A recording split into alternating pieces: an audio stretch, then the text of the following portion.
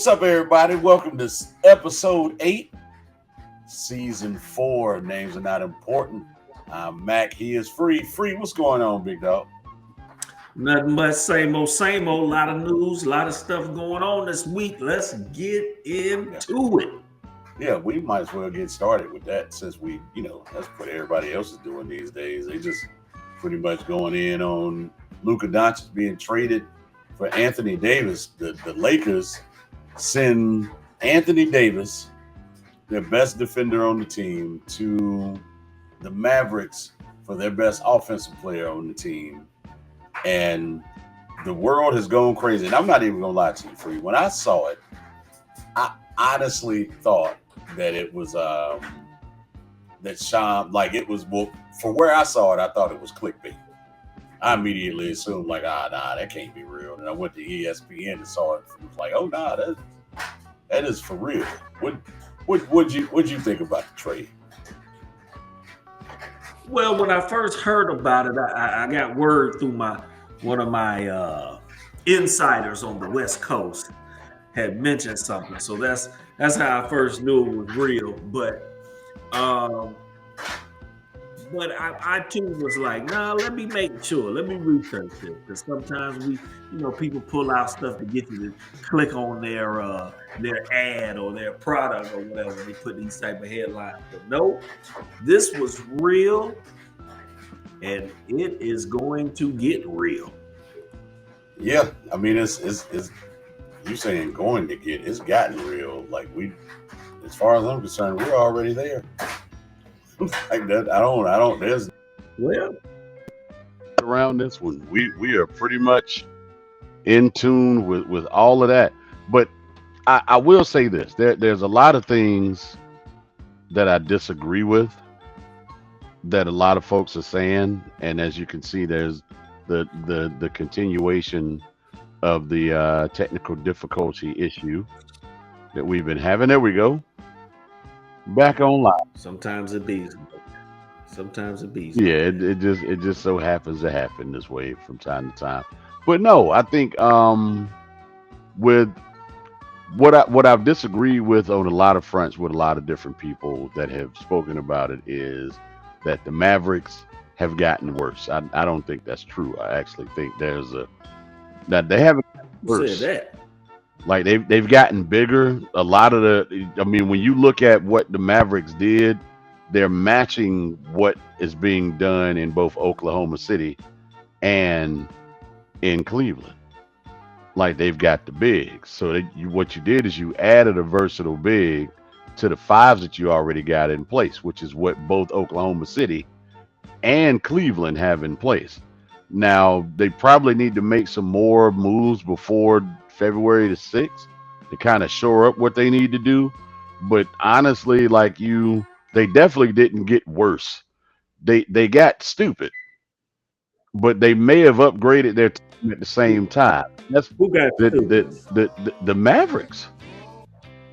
How did they get stupid? So the move itself is dumb because you got to think it's Luka Doncic, dog.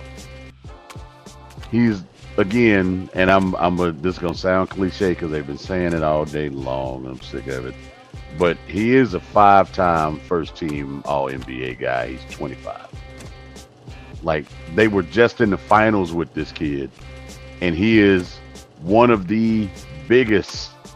And some people would argue is the biggest face of the NBA coming into his new era. Okay. Like that is I say stupid, I'm talking about business, not basketball, because I'm saying two things at the same time. From a basketball standpoint, they may have just upgraded their team significantly. From putting butts in seats standpoint and what you had with so kid. Anthony Davis won't put butts in seats. No, he will, but not like Luka. Like that part I feel like is not a debate. Like Anthony Davis doesn't draw a crowd like Luka Doncic draws a crowd. Like those two things aren't the same. I think Anthony Davis. If your team is competing for championships, that's what I said. I don't care if Luka's there, if Luke Skywalker, Luka Doncic, the Apostle Luke. I mean, listen. listen. Come on, man. If your team is winning and you're trading a young star for a true star,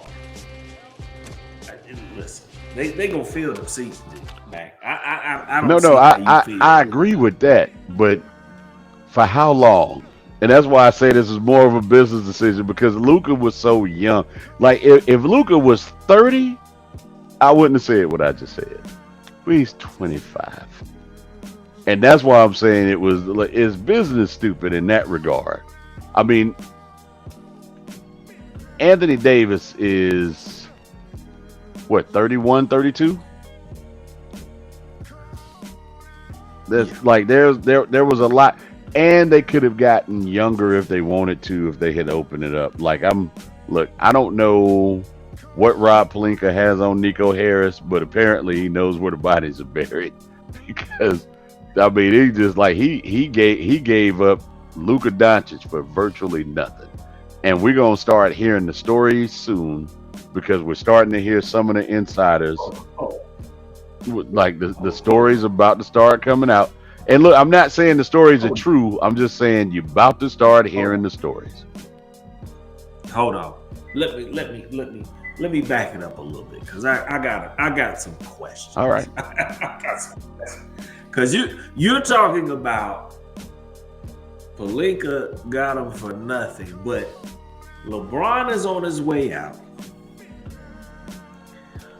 Luka is a young star, but can Luka lead a team to the chip? He was just playing in the finals. Like we can't. No. Listen to my sentence. Right. You didn't hear the end. Go ahead. I said without those type of pieces, he can't do it. So when he goes to the Lakers, do they have enough in place for him to compete and lead them to a chip? We're going to have to see. How are they going to share the ball? We're going to have to see. I think that Dallas made a move toward a championship because now Kyrie is a little more free. Clay is going to get more looks. You got a dominant player in the post in Anthony Davis. You got a rim protector in Lively. You throw PJ Washington or some other young guys in the mix, they have a recipe for a championship. The Lakers look like we're planning for the future because LeBron's on his way out. We have a chance to get a young star to possibly build around in the next couple years. That's what I see. I think it works also to the advantage of the Lakers and Luka because now he's in a major market as that superstar, which is always valuable to a franchise, right? So I think the Lakers, yes, if you want to put it in the business aspect, yes, they made a good business move going forward. But as far as setting their team up for the now, it's the Mavericks, man. It's the Mavericks. And the Mavericks said, we're tired of playing 5-on-4 on defense. Luka is nothing like his last name because he has no D. That may be true. This same team was playing in the finals last year. Like that, we can't ignore that. And I'm not caping for Luka. I'm just saying they were just playing in the finals. What got him? Like it's what got him? Listen, What got him to the finals? Defense, but it's the same cast. Like it's the same cast. No, it ain't no defense. No defense get him to the finals because Luka don't play no defense. No. The team defense was the. Hold on. I can't let you do that because we did see more effort out of Luka last season in the playoffs. We did. Yes, we did. Like I can't let you do that to Luka because he's so terrible every other time. So it's hard to disagree with it. But in the playoffs last year, he did have more effort. Now, again, I'm not saying that he was good at it. What I'm saying is he displayed more effort on defense. And most of the time with defense, as you know, effort is pretty much all you need in that regard. So he did give more effort. defensively last year than he had shown in the regular season. For the most part, he did do more defensively last year, but he's been a virtual traffic cone for most of his career. So we're not Yeah. saying Luka Doncic for defensive player of the year. We're not saying Luka Doncic all defensive team first, second, or third. Like there's I'm not making that campaign for him. What I'm saying is he showed that he can display effort if he wants to. And maybe he'll do that. I don't know. But listen, if the kid is fat and out of shape and he averages 29 points a game, I'd say give him more cheeseburgers. Apparently something is working because he's Anyway, giving you some and stuff. I'm gonna get to the nitty Yeah. gritty. But anyway, that's another problem. Anybody who gains weight during the season, that's problematic. So we're not gonna get into that. Yeah. I don't know But how but he's gaining weight during the season. but effort, okay, we'll give him an E for effort. But I listen, Luka worked harder talking to the referees than he did on defense. I don't see where his effort comes from. Everybody who watches him will tell you, man, I'm tired of Luka complaining to these refs. Yeah. Even those that like him probably say that. I've never seen anybody that gets fouled on every play. Oh, yes, I have. LeBron. There I said it to you LeBron-maniacs. Yes, I said it. And LeBron acts like the best of them. I saw a clip the other day. Nobody touched him, and he coming down holding his head. Like, I was like, listen, they belong together, him and Bron. Because they going matter of fact, they might bump heads because Bron gonna be trying to get to the ref while Luka trying to get to the ref. Like, hold on, Bron, let me state my case. They're gonna get into arguments over arguing with the ref. So it might be a perfect fit. You see what I'm saying? Yeah, no, I'm with you. But I do want to point this one thing out because a lot of it that has come to the center of it is his relationship with Nico Harrison. Yeah. Who's the GM. Nico Harrison did make a statement. Now they said all this was pretty quiet. It's kept and under wraps between him and Pelinka, and Jason Kidd wasn't even really in on it. But he did make a statement that was significant. He said, he and Kidd often talk about archetypes and the culture they want to create. And he said one of the key things in this decision was more to do with culture. And I'm gonna quote him. He said there are levels to it, and there are people that fit the culture, and there are people that come in and add to the culture, end quote. And then he continued, quote, those are two distinct things. And I believe the people that are coming in are adding to the culture, which means it's far more than basketball here. Yeah, no. And I think there might have been some contention that was becoming maybe a little toxic, maybe a little detrimental, and they want to change the culture a little bit. Yeah. So, well here's what I can tell you. Here's what I know for certain. If the Mavericks nosedive after this, there will be another culture change, and it's called Nico Harris will be fired. Because there's no way they let him live There's no way he lives past this if they take. Like if they end the way that they started, he'll get a pass for sure. Like he's either a genius or an idiot in this one. Like I'm not saying that he's dumb or super smart for doing it. I'm saying the outcome of it is gonna make him either look like a genius or an idiot. That's how to make them look. But I completely understand the move personally because again, sometimes you upgrade your team by downgrading the talent. Somebody should tell Jerry Jones that so he can get out of the way, so a real GM who knows how to do that can do it. But sometimes your team gets better when you downgrade the talent. And I think that's what's more likely to happen in this case than the latter of it, which means they just nosedive completely. But I mean, hold on. Let me ask you this. Is this my camera? I'm gonna look at the camera because I want to make sure you get this. Do you think Anthony Davis can average 28 points with the Mavericks? Yeah. Okay. So, all right. So we agree Anthony Davis could average the same amount of points. The difference is, what more will you get out of Anthony Davis?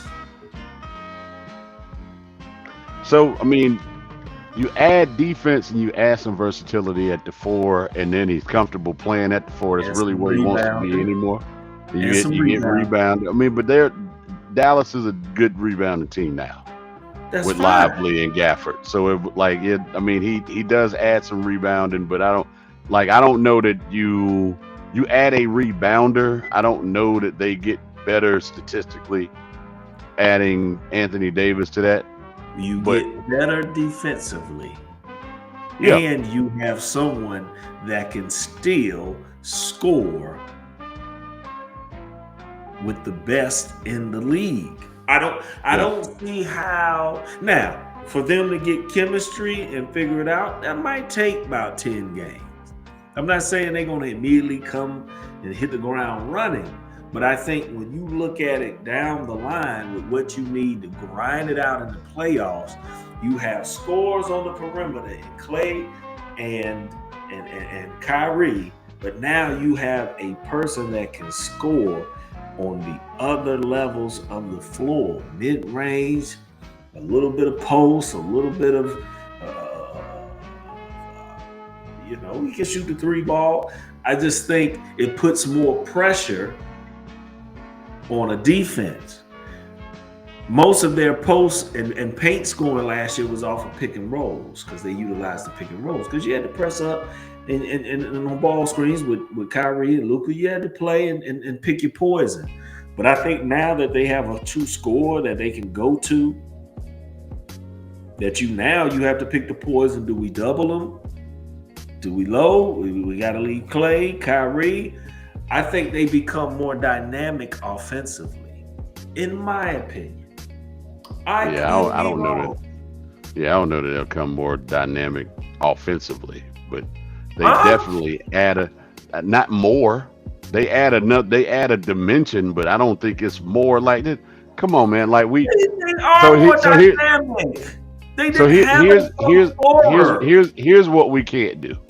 What we can't do is act like Luka Doncic is not the 3rd highest scoring averager in the NBA history, and the dude's been there 5 years.